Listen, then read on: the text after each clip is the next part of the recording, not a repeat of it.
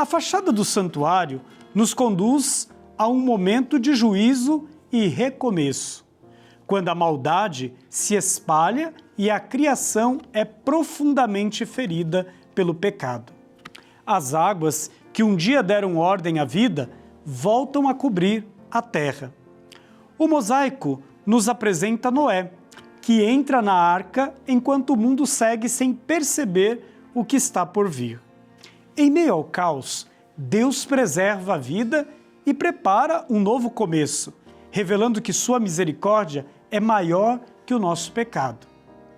Em prece, pedimos: Senhor, guarda-nos em tua fidelidade e conduze-nos pelos caminhos da vida nova.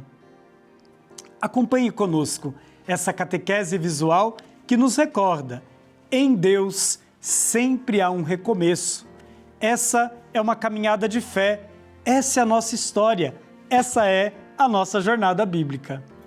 Desde os primeiros capítulos da Bíblia, o livro do Gênesis apresenta uma profunda reflexão sobre a relação entre Deus e a humanidade. Após a criação, marcada pela harmonia e pela comunhão entre o Criador e suas criaturas, a narrativa bíblica mostra que o pecado começa a transformar essa realidade. O coração humano, criado para o amor e para a comunhão, passa a ser marcado pela violência, pelo egoísmo e pela busca desordenada de poder.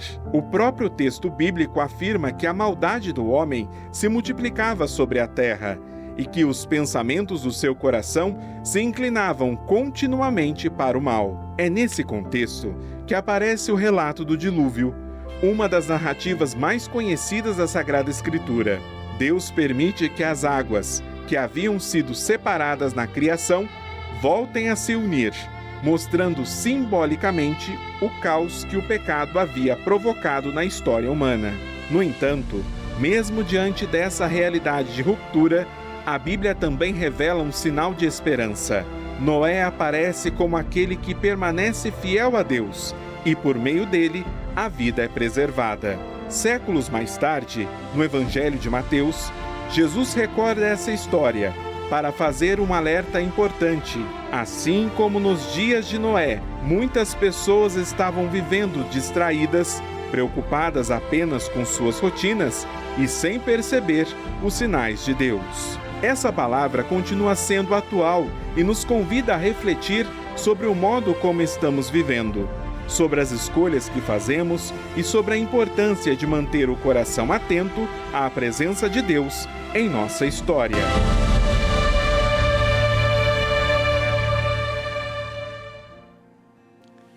Estamos com o nosso programa Jornada Bíblica e aqui nós vamos conhecendo a Palavra de Deus. E hoje, de um modo todo particular, queremos nos reportar a uma cena muito bela, que é a cena do dilúvio. E claro, neste nosso caminho, nesta nossa jornada, nós não estamos sozinhos. Neste mês nós estamos contando com a presença da Vilma Tomaso, que é especialista em arte sacra e que está nos ajudando a fazer este caminho, a quem acolhemos mais uma vez aqui no nosso programa. Bem-vinda entre nós, Vilma. Obrigada, Padre Rodrigo. Uma alegria sempre.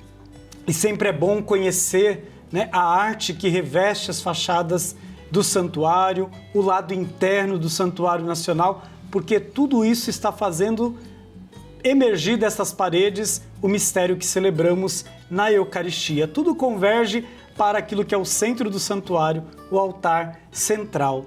Vilma, nós já falamos do Gênesis 3, já falamos também de Gênesis 4 e agora chegamos em Gênesis 6 para falar de um momento todo particular que é a cena do dilúvio.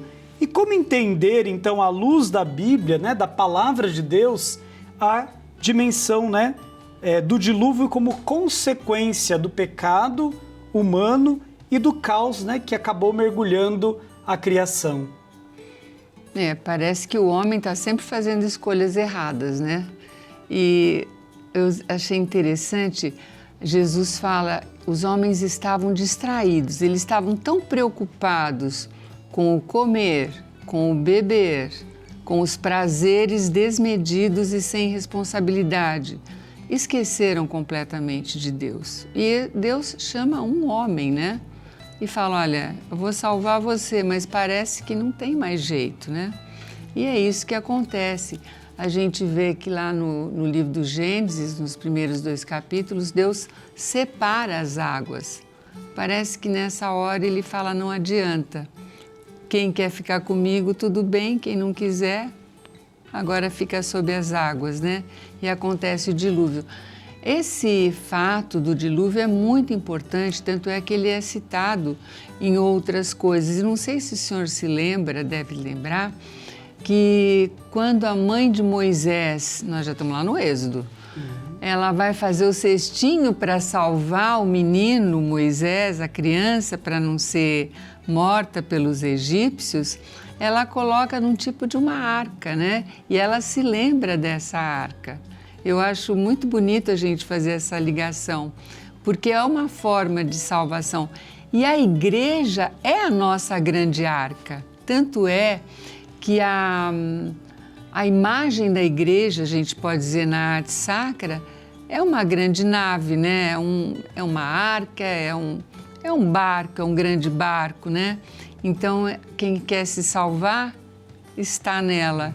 E as águas, às vezes, são bem difíceis, né? A navegação é bem difícil, porque a vida não é fácil. Então, eu gosto muito dessa passagem do livro do Gênesis e acho que essa passagem do dilúvio a gente deve ler com muita atenção e trazer para os nossos dias, né?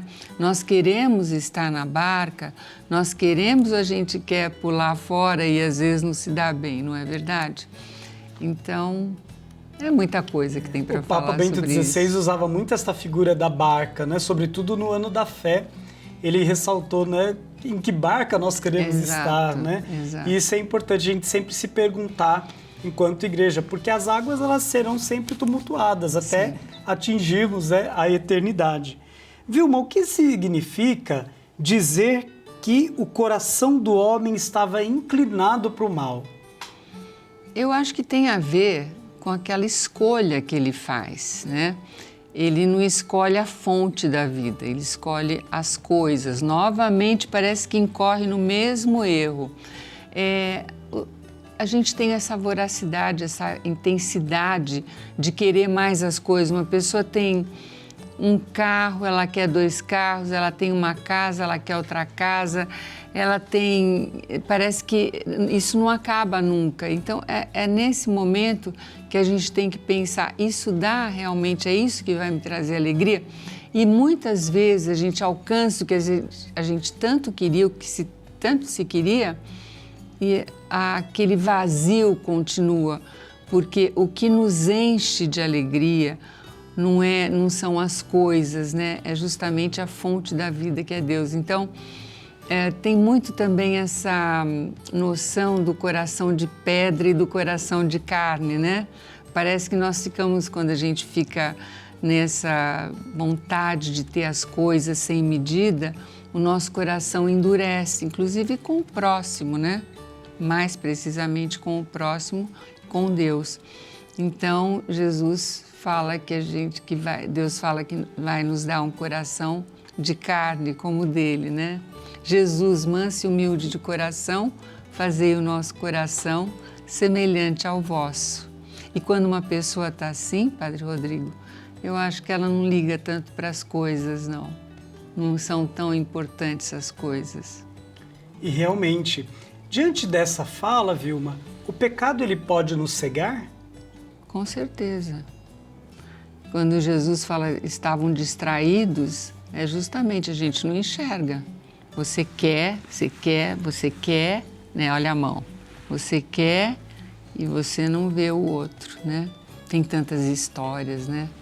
Que falam disso. Jesus deu tantos exemplos do rico e do Lázaro, né? Que comia as migalhas.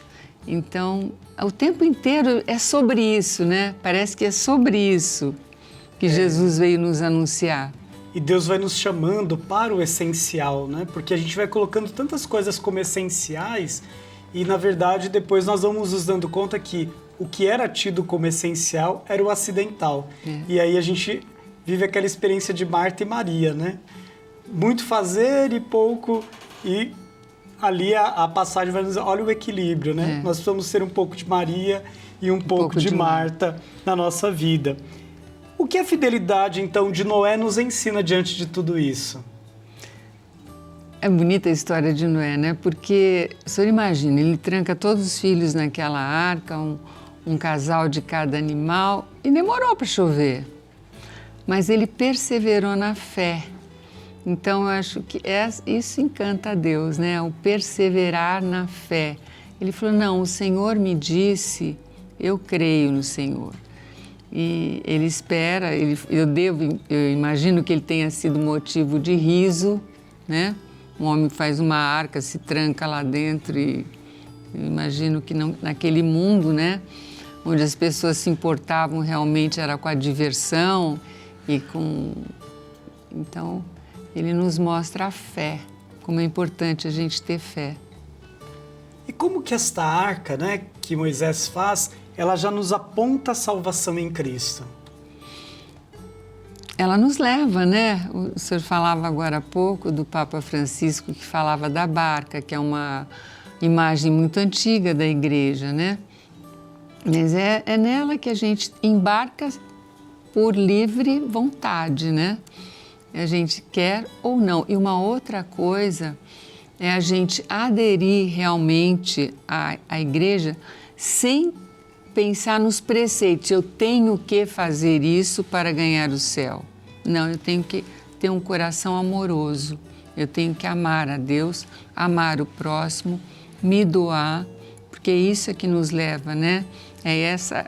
Só assim é que a barca pode nos levar ao porto seguro, né? Que é o céu, que começa aqui. Claro, é bem interessante, né, isso que você coloca, viu? Porque às vezes a nossa mentalidade é que o céu nós só vamos alcançar lá. Mas o céu a gente já começa a construí-lo aqui, através dos nossos gestos, das nossas atitudes, quando a gente consegue vencer, né, o pecado nas coisas cotidianas, onde nós somos chamados a semear a fé, a viver essa bonita fidelidade de Noé. Mesmo que muitos, né, poderiam estar ali dizendo, esse homem já é um homem de idade avançada, né, tá ficando louco. Não, ele persevera na sua fidelidade. Isso é correto, né, a gente pensar. Claro. Que bom. Vilma, o nosso tempo passa muito rápido, é sempre uma pena, mas quando o assunto esquenta, a gente tem que aguardar para o próximo dia. Mas, mais uma vez, muito obrigado pela sua presença aqui no nosso programa. É sempre uma alegria tê-la entre nós.